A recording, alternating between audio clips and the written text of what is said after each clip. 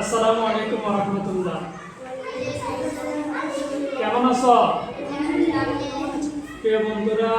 আমার ছাত্র আব্দুর রহমান, সে বীর মুক্তিযোদ্ধা ফজলুল হক গার্লস সুন্নাত দিনিয়া মাদ্রাসার তৃতীয় শ্রেণীতে পড়ে। তাকে আমি বাংলাদেশের বিষয়গুলি সম্পর্কে কিছু প্রশ্ন করব, সে এগুলোর উত্তর দেবে।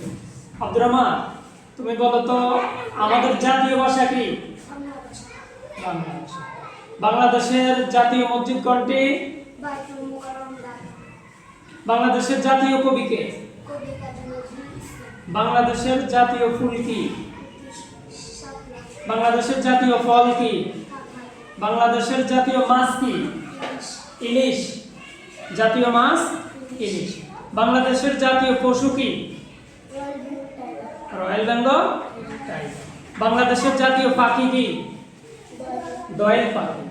আচ্ছা, বাংলাদেশের জাতীয় বিমানবন্দর কোনটি?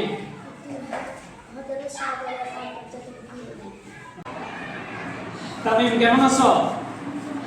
ভালো আছো?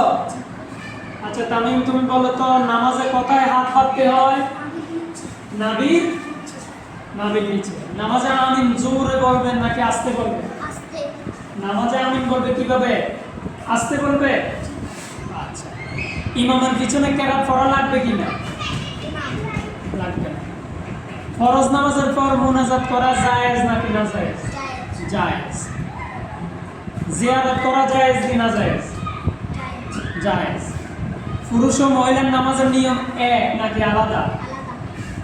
কদম বুসি করা জায়েজ না না জায়েজ? যাবে, জায়েজ। আচ্ছা, মুরব্বীদের সম্মানে দাঁড়ানো যাবে কিনা?